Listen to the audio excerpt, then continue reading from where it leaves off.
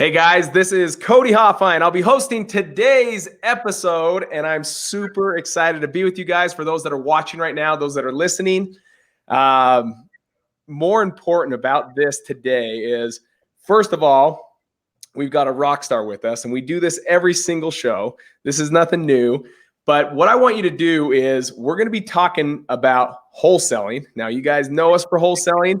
And we're going to deep dive this. Wholesaling is just simply the art of finding deeply discounted properties. Now, if you know how to do this in your market over and over again, my friend, that is how you can make a lot of money in real estate. And so we're going to be talking about one of the marketing channels that is getting a lot of attention, getting a lot of buzz. And so we have with us today Chris Arnold. He lives in, here's how cool this is. You guys want to see lifestyle, like when everyone's like, oh man, I want to get into real estate so I can live this lifestyle. This guy's got it figured out. Chris Arnold lives in Tulum, Mexico. Chris, what is the temperature down there, by the way? Today it's probably about 76, 77. Oh, I hate you so bad. Right now, it is freezing in Salt Lake City. We woke up to like 26 degrees. And I'm still cold. Like I'm sitting here with like goosebumps going on the back of my arms. And he's over here. And I was like, hey, what's with your lighting? Your lighting looks so good. He's like, yeah, that's just the light coming in from the windows from the beach. I'm like, you dog, get out of here. So we're going to break down a marketing channel. But Chris, before we break down the marketing channel, give us a little background about yourself. What got you into wholesaling in general? And tell us a little about your background and how it's also led you to live this lifestyle of being able to do it virtually and live in Tulum, Mexico. Because I'm assuming you're not down there wholesaling the pyramids and all the stuff down there, all the what is it, the ruins. So how are you able? That's a great idea, though. I love it. Let's break it down for him. Help us understand a little bit more about you, so the listeners can really understand who you are and what you do. Yeah, so I've been in real estate now for 15 years. Just hit it in 2020, if you can believe that. And so I initially started on the brokerage side. So that's how I got my feet wet. I know that I wanted to go into investment eventually, but started off with brokerage, got my license, built up the brokerage. After that was at a place where it was running, it was time to hop into investment. And so I actually started fixing and flipping first before I was wholesaling. And as we tried to scale that up, man, ran into some challenges. You know, if you're doing a lot of fix and flips, there's a lot of systems that go into that. And as the old saying goes, I'd rather take a fast nickel than a slow dime. Sure. And that's really what wholesaling is. And so it's probably about 5-6 years ago that we really started ramping up the wholesale side, and definitely just such a key part of the businesses that we have set up. I love it. Did you get caught in any trouble because that means you're doing it back in 2005. Did you get caught in any of the 2008, 2009, 2010 crash? And did it affect you? I was doing brokerage then. So when I got caught, I was on the brokerage side. And that's when you had to move over to short sales and REOs, if you remember that. Yeah. So we had to do a complete shift. Luckily, during those years, I hadn't got into fix and flip yet. But when we did start, it was kind of around that 2010. And I can remember some people still really nervous about the fact that we were willing to jump in and get in and fix and flip properties. Yeah, fix and flip can be a beast. Just the background, just real quick before we get into this, is I got involved in wholesaling in 2015, and it wasn't for like 3 years that I'd even dare. We went through all through 15, all through 16, and 17 we finally picked on. And it was like a home run. It was like one that you hurry and put some carpet and paint in. It wasn't like a full-on fledged rehab, but it took us a while. And there's an art to it, because there's a way to expose your company if you don't do it right. And especially, who knows with what the economy's doing and all that stuff. So you have a great background in fix and flip. Now let's really talk about some key things, the nuts and bolts. We start to get to understand you. Everyone knows this. Wholesaling Inc. is like the dead mail. It's not dead. Mail is still going. It's still active. It's going strong. But what's beautiful is there's a point where everyone is trying to scale. They're trying to get their business to the next level. And even with my own business, we're always looking for ways to grow it. How do we strategically do it? What is the next marketing channel we need to bring on? We try to do it methodically, strategically, so we're not bringing on 10 marketing channels at once and then suck at all 10 of them. But this is one that we're going to cover today, is one that we're really, really excited about and one to really grow into for 2020. So let's break the news. What is the marketing channel we're going to break down today for them? Man, we're going to talk about radio. Tried and true. Radio? Who listens Radio. to radio, Chris? Your target audience does. So that's the first thing I laugh about. People go, well, I don't listen to the radio. Spotify, right? Pandora. And then I have to remind people, you are not your target audience. You are not your demographic. Your demographic is primarily over the age of 50, and they do not have Spotify.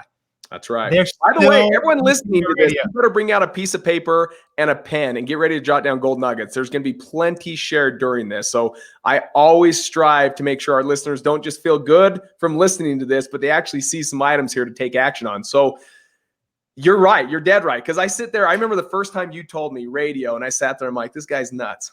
Like, this guy's nuts. Who's going to listen? I don't listen to the radio. And you're right. I'm not looking for Cody Hofhine. My target audience is not Cody Hofhine. So keep going. What is it?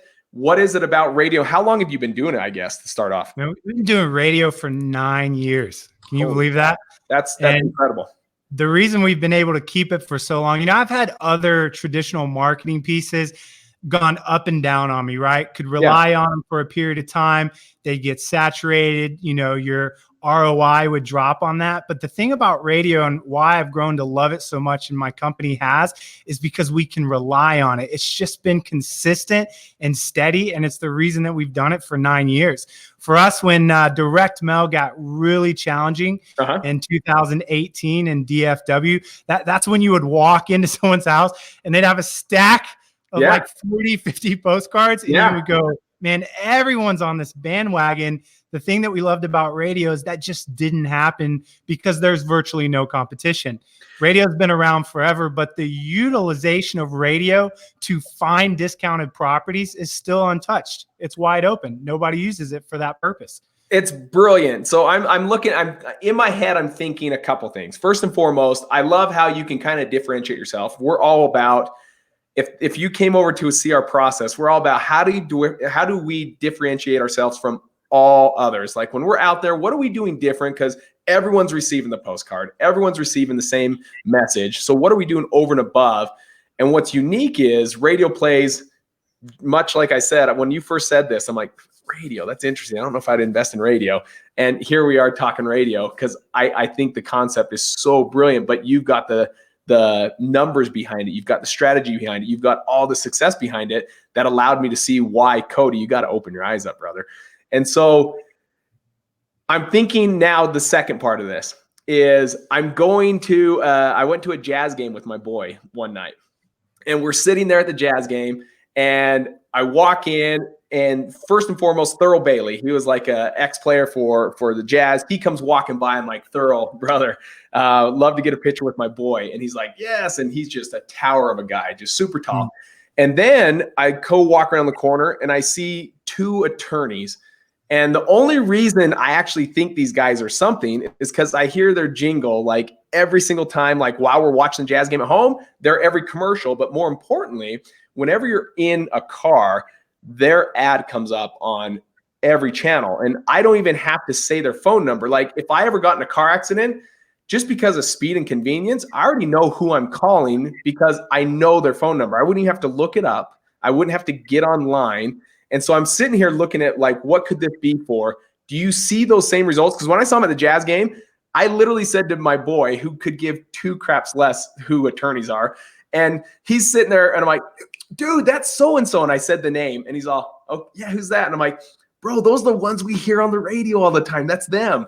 And he's all, oh, really? But what's funny is they're just two human beings. But to me, they almost felt like a little like celebrity almost.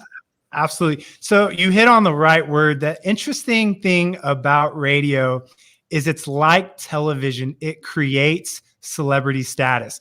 We know that psychologically for us, if we see someone on radio or television, I mean, that's why we have movie stars, right? Like, Sure. where does celebrity status come from? It primarily comes from those two venues. And so there's something that happens in our mind when we hear someone on the radio. We go, they must be a celebrity, they're on there. And then here's the next thought that follows, which is really important about radio. And that is, if you're on radio or television, then you must know what you're doing. You must be an expert. And we call that instant credibility, because people think if he's on radio or she's on radio, they have to be an expert. So you get this really great combination of celebrity status, instant credibility. And I'm going to tell you this, Cody, if you want to be ahead in your market, you're competing against other wholesalers in the area. If you walk in with celebrity status over, let's say, someone that used a traditional marketing source like direct mail or text blast and so forth, trust me, you're ahead of the game before you even go down to sit in and pitch. That's awesome. So there's so much that is going through my head right now, right? This is like question time. So get ready for like deep diving and help us further. All right, fire away, man. Okay, so there's so much going in my head. And my head, you'll see, I can't keep up with myself. So I might lose some thoughts, but I'll get back to it. But the one I want to think of is at Wholesaling Inc., we work with tons of students. We work with them nationwide. And the common question I get, and we still show them how to pound through this and power through this. In my market, I know how to find every list I want. It's like, I know it because we've done it for so long. And it's like, if you want to be the best, you got to become the expert. And so you got to find the new ways to get all these new lists.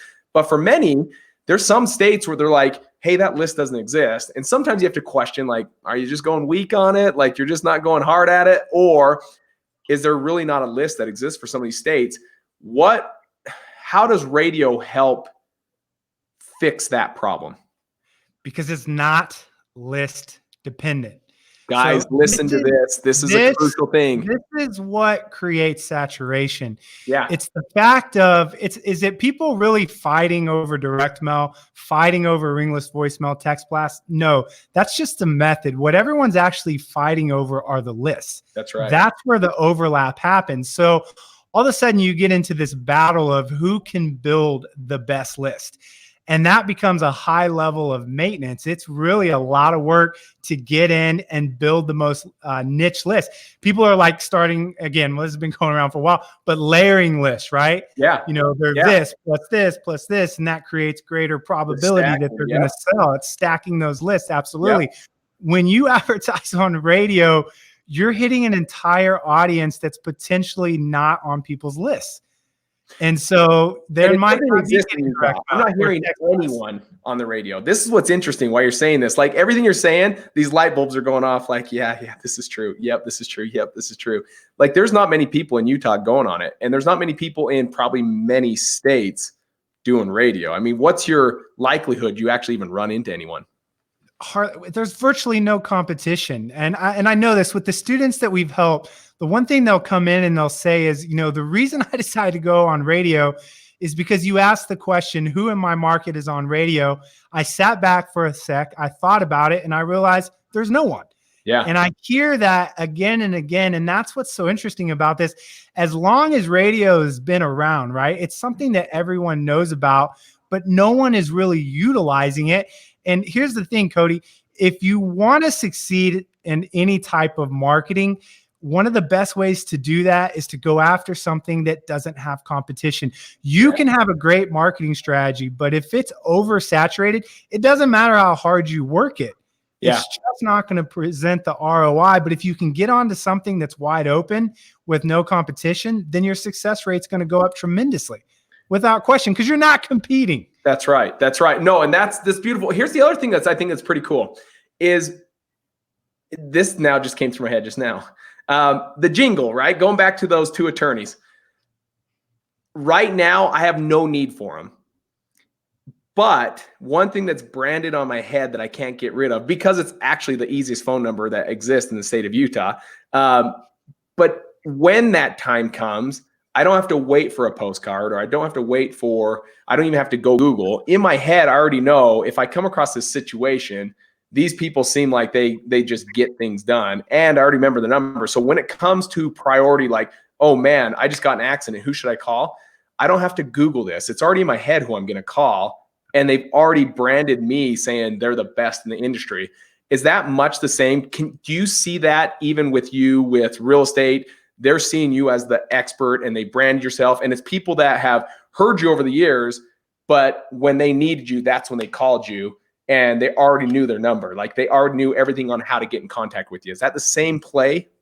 Without question. And here's the way I'll break it down. And this is where you'll really expand your understanding of this.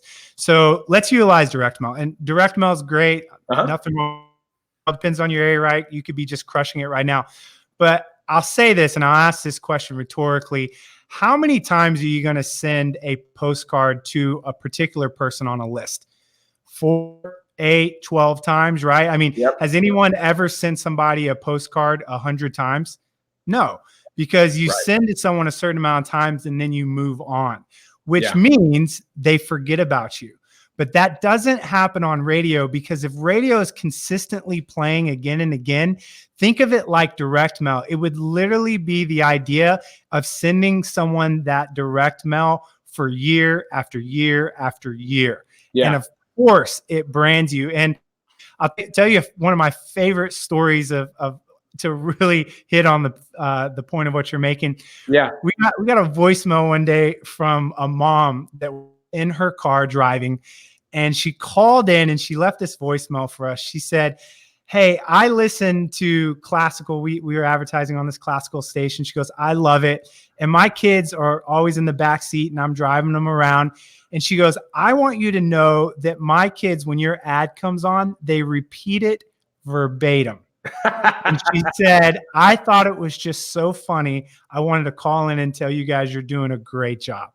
So not even a lead. The kids in the back seat, they're not even paying attention. They're not listening to classical music, but it's the fact that it's played so much that subconsciously it sets in, just like what you're talking about with those two attorneys.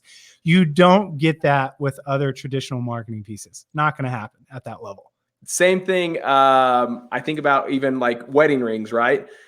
I know who I'm going for the wedding rings. Like the guy is branded everywhere in Utah. And I can tell you, open Monday through Friday till 8, Saturday till 5, close Sunday. And I can tell you online at blah, blah, blah.com. I can tell you their phone number. I can tell you everything. And sure enough, I went through the office. I'm like, "Hey, where'd you guys get your wedding rings?"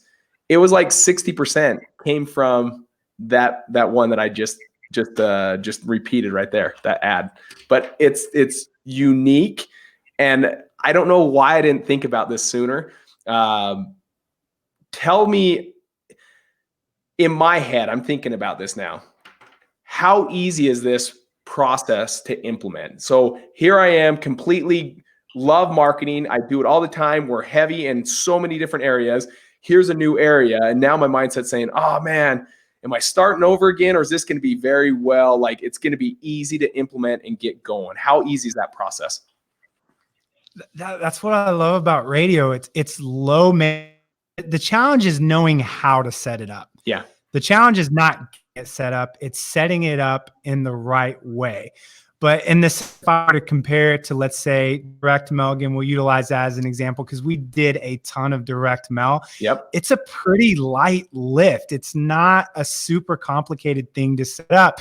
When you look at direct mail, you've got to build lists, you got to tweak your postcards, you got to deal with the mail company. With radio, we like to call it, and the best way to describe it, it's a set it and forget it. Yeah. You get your radio ad up. That's the cooking thing. What's that cooking thing that guy had growing up? The set it and forget it. Do you remember this, or is it just me?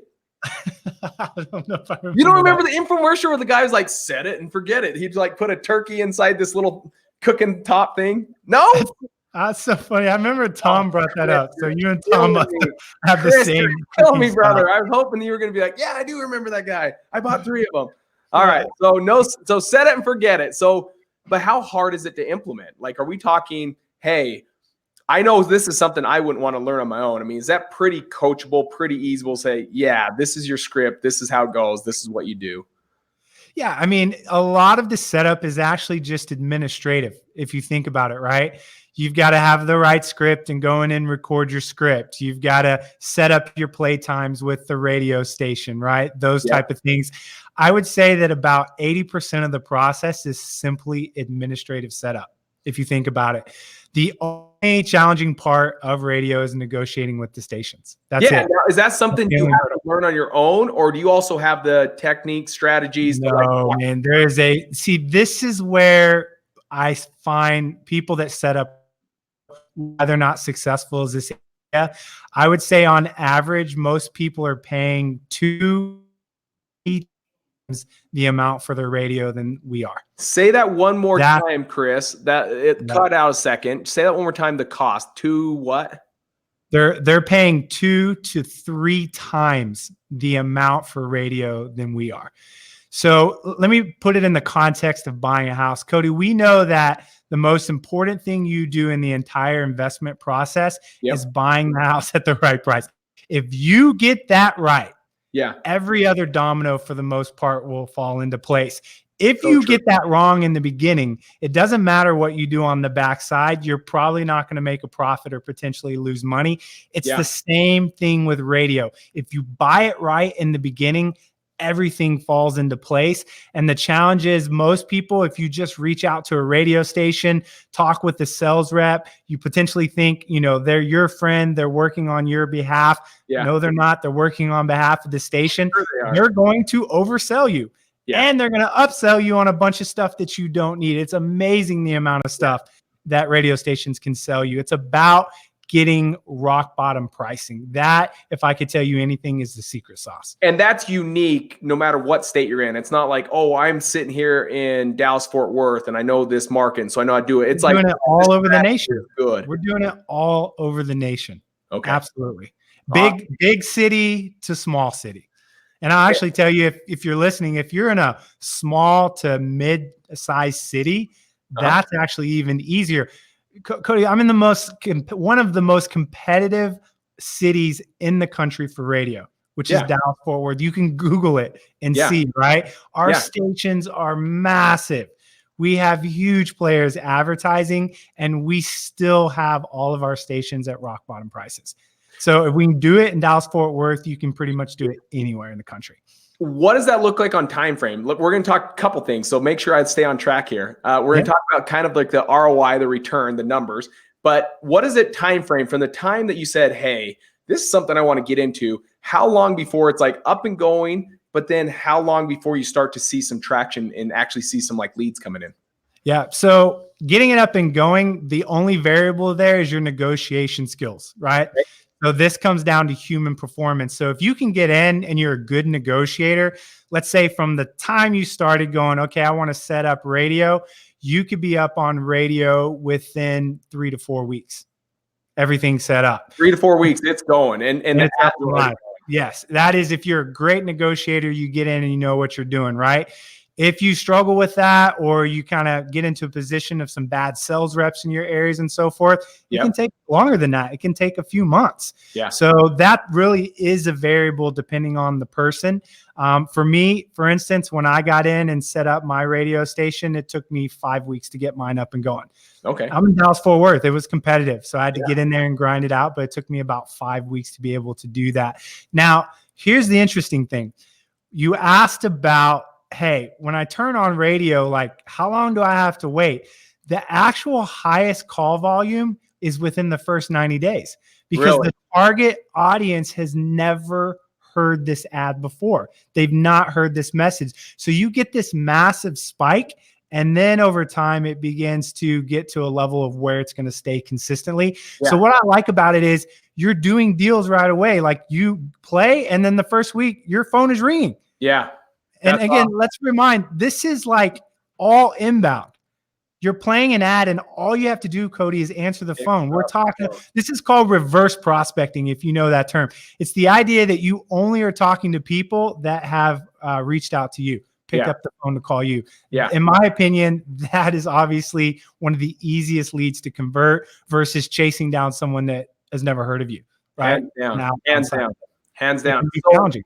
What does that look like? Maybe now let's talk a little bit numbers. What does that look like in regards to, are you doing any other marketing channels, by the way, or just radio? No, we use several marketing channels. Okay. So when we're talking cost per conversion, money spent to how much before you get a contract?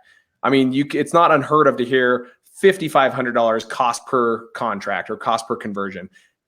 Is this one you see on a low end? Is it a high end? Where are you at when you know numbers, when it says like cost per conversion? Are we paying little or are we paying a lot for those deals? Yeah, absolutely. So I'll give you my numbers for Dallas Fort Worth. It obviously fluctuates from city to city, state to state. And then I'll speak of some of the people that I've helped set it up and the numbers that they've given me back. Awesome. So we have a very big budget on radio that we advertise on. So anytime you're doing something at a large level, your law of averages is going to come down to what it should truly be. So for instance, if you just send out $2,000 worth of direct mail, of course your ROI is going to be through the roof closing one deal. You just paid for that for the next, year. That's right. But in Dallas Fort Worth, for every dollar we spend, we're getting $3.50 back. So let me say that again. For every dollar, we're getting $3.50. Any CFO will tell you that if you're advertising on something at scale and staying between $3 to $4 on your return, that is a great marketing piece. Now, for my buddies that I've helped set up that have smaller budgets, let's say they're under $1,000, $1,500 a month and so forth, they're reporting back to me at that level returns of $6, I'd $7. say should be higher. It's 1 to 6, 1 to 7. But again, the law of averages again is working in their favor. So the thing I like about it is, again, if you're spending little in the beginning and getting it up and going, that's what makes it easier to scale, is because your highest dollar per dollar return is actually spending a smaller amount initially. Tell me this, because this is now a question I just thought of on the spot. Was, so you have your $1 out to $3.50 coming back, $3 to $4 coming back, which is phenomenal.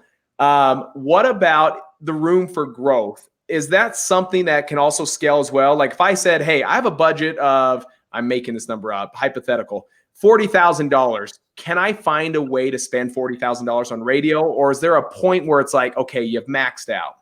Yeah. So it depends on your market, right? But that's what attracted me to radio. Because here's what frustrates me. What frustrates me is a marketing piece, which you get into that works well, and then you hit a low ceiling. Yeah. Right. You can only spend so much. And then it's like, man, I'd love to scale that more, but I can't. That doesn't happen with radio. So to give you an idea, right now in Dallas Fort Worth, we spend $27,500 a month. That's awesome. $27,500 every month, and about on average. So you guys can do the math offside on this, about a 3.5 return, $3.50 for every dollar spent. Yeah, exactly. Absolutely. So that's what I like about it. It's funny. It goes from both extremes. People go, and I'll tell you, why people don't initially do radio. They automatically assume it's not affordable. Yeah. My first station that I got in and picked up, I picked up for $1,500 a month. That was it. That was my very first station to get me off of the ground before we grew it. So I love the fact that there's a low barrier of entry on the cost. And most people automatically assume that there's not. I've got to spend, right off the bat, $5,000, $10,000 a month. It's not true. Yeah. But then over to the season side, for someone running a bigger team that's looking for scale, the great thing about radio is you can scale it. So you get the best of both worlds on both sides. And you actually don't see that with every traditional marketing piece. It's the reason that I'm such a fan of radio. It just has a lot of great components to it. So you've talked all the moving parts. I hope I've covered all with questions. If you feel like I've missed something, please chime in. But ultimately, you help people set this all up. You have a way to get this going. What, from the time frame you say, it can be 5 weeks to whatever your negotiating skills are. What about knowing the know-how of, like, when do you do it? Like, are you letting the radio station say, hey, you should probably do this at 7 a.m.? Or is this something you already know, that data that helps people understand, like, I know what time my target market is listening to the radio? Or does that come from the radio? Like, how much is involved from you versus radio? It's 100% on us. You're telling the radio station what to do. If anything, you're combating their philosophy, which is going to go against what is right for finding discounted properties. This is what's interesting. So this is why people get in trouble. They rely on the radio station. Again, think about radio advertisement, right? Yeah, we have a spot open. I'm going to sell it because the spot is open. But you can advertise anything on radio. So if I'm selling, a product or something like that, then that philosophy is going to look different than finding distressed properties. So a radio station doesn't necessarily know the best philosophy for finding a distressed property. You wouldn't expect them to do. You can imagine how many types of companies advertise on there. So there's no way that they have cracked the code on that. Right. So absolutely we do. It's all in our hands. And so what we do is a full blueprint. Like it's pretty much turnkey all the way to the point that we help our students actually pick their stations. Yeah. And I don't know about you, Cody, but if I get coached, I don't want to make a ton of decisions. I want to step one, step two, tell me what to do, help me set it up and get it up and going so I can start getting a return and getting this lead source going. And that's what I appreciate. And that's how we've structured this thing to be a complete blueprint all the way down to what you should say, how you should record it, what times you should advertise on, what stations you should be. I mean, literally every question you'd have along the way, there is an actual formula to this process. And that's what we're helping people by setting up the formula that has helped us get successful for doing this for the last 9 years.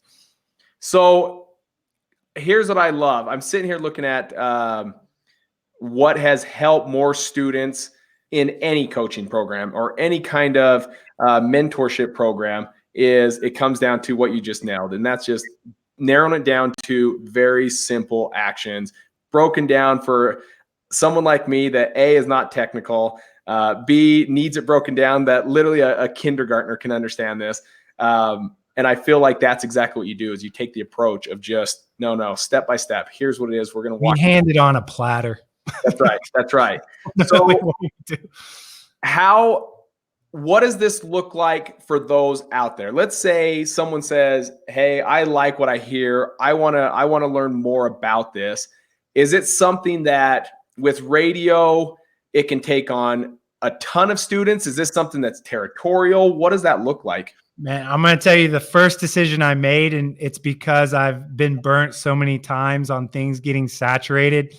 We've sat on this for a while. Yeah. And my thought has always been about preserving, because I would hate for, happen to radio what happened to direct mail, right? So one of the things we decided from the beginning was not to saturate the market. And so we're actually running exclusivity and territory. Again, my business still relies on radio. That's right. I don't want 15 people in my market. Get myself out of business here, but I think people appreciate that that sense of exclusivity, that sense of, okay, is this something I'm going to get on, and then all of a sudden everyone in the country is going to be doing? No. We said from the very beginning, we're going to preserve it. And so we're going to create exclusivity per market. I'm glad you asked that question, because that's an important point. And if we can do that as an REI radio community, then what we can do is have something that's going to work for us for a long time. That's right. Now, guys, here's something great. This is someone that when we met Chris for the first time, so all of you listening in, when we met Chris for the first time, he was an individual that had integrity, an individual that cared about the success of others versus his own self. And that's crucial in today's market. That's crucial for how people win. If you want students that win, it's because you wake up every morning saying, hey, how do I help Sally's student get their first deal? Versus, hey, how do I do something that's going to be amazing? I'm going to make incredible money. This is not why he lives in Tulum, because he's just making hands over fist. He has a way to do this where he can do this virtually, which is really cool and unique, which we want to talk more about. This is something I'm interested in. You might be buying a little home next to yours for me and my family. But I'll tell you what's been great about watching Chris is how he takes care of the client, how he walks them through step by step. His team is phenomenal, by the way. His team does a lot of this, and it's been incredible to watch. But if they are looking, if for those that are looking, I can't type it. I might be able to type it actually in here. And if not, I'll definitely add a link in here, but I'll tell it to you. If you're looking to say, hey, I'd like to begin a conversation, see what this looks like, and see if this sounds like a fit, go over to wholesalinginc.com/REI radio. Okay. So REI stands for real estate investing. Don't let this get complicated for you, but just wholesalinginc.com www.wholesaling.com/REI radio. And that's where you can fill out a small application. And Chris and his team reviews that application, see if it's a fit, and then reaches out to you to further discuss if this really is a good fit. What is a good fit, Chris? What are you looking for? What's a good fit? Is this someone that's like, can be right out of the gates, gets the concept of investing, or is this someone's like, no, we like someone a little bit more savvier, has done a couple deals? What does that look like? It's been interesting as I've watched students come in, right? Because, I talk with each student as they come in. Uh-huh. It's actually pulling in both, right? It's the person that's new to wholesale and goes, you know what? I've been spending, $1,500, $2,000 on direct mail a month, and it's not really working out, or something. It could be anything, whatever that is, not necessarily DM. But, I want to put that somewhere else where I feel like I'm getting a greater ROI. So it's for the person that's newer, that wants to get out of the gate and get ahead of the competition. And, as I do, one of the ways to be successful, and I love Ray Dalio says this, it's the ability to go against the consensus and be right. So true. Because what I've noticed about real estate is everyone just follows everyone. Yeah. Everyone duplicates everyone. Yeah. And again, there is a point that duplication is obviously important, but there are points in your business where you've got to go against the consensus and be right. And so I know that there's people out there going, I'm just looking for something different. Yeah. And then I'm getting the people that are like, dude, I do over 100 transactions per year. I've got a massive marketing budget, another arm, and I need something else. And so, part of the reason we shared this is some of the pain that we went through with some of the other traditional marketing pieces that just literally fell out on us because they got oversaturated. And we know that's just going to add a lot of value, because right now our industry is hungry for something that they can rely on when it comes to lead generation. Because if that domino breaks down, doesn't matter how great your team is, doesn't matter anything that you have past that, how well you can dispo a property. If your lead generation process breaks down, you're in trouble. Awesome. Nobody's getting paid. What other things, anything that I missed that you'd want to finalize and put a big old beautiful ribbon on top of this package that we shared? Is there anything, any advice, anything you want to share with those listening and watching right now? Yeah. The last thing, and I bring this up because my team has brought it up so much. When I talked to them about, as we were going to share this as a company to the country, what were the things that we wanted people to understand? And one of the things they really impressed upon me is, as a company, they feel proud of radio because it's not sleazy. There are certain marketing channels out there in which we know that we're spamming people. Yeah. We honestly feel a little bit shameful about how we're generating that lead. Sure. And let me tell you this, when you build a team, you might not be there yet. Yep. Eventually that gets passed on to someone. And if you have acquisition managers that get beat up because of hate calls, and you have, pre-qualifiers that are answering phones that are getting yelled at, you have closing managers that are just dealing with people right off the get-go that just aren't unhappy because the way you came to them. Yeah. When you can set up radio and people call in and they're happy to talk to you, I've never, ever gotten a hate call off radio. Really? Nothing? No one's going to call you. There's not people even out there like, oh, this guy's a piece of crap, I'm calling him right now. No, you don't even get it. I can promise you we've not ever gotten not even one hate call. And so the thing I would impress, or the thing that my team would say, is understand that as an organization, it's a marketing channel that you can be proud of. It's something that you can stand behind. You'll put your company name on there. You're not going to put your company name on a bandit sign. Not going to happen. You might not even do that on direct mail, right? If you're, text blasting people, you're probably not going to want your company name on there, or it's going to get hated. That's right. But with radio, it's not sleazy. And my team loves the fact that they can be proud of that lead source.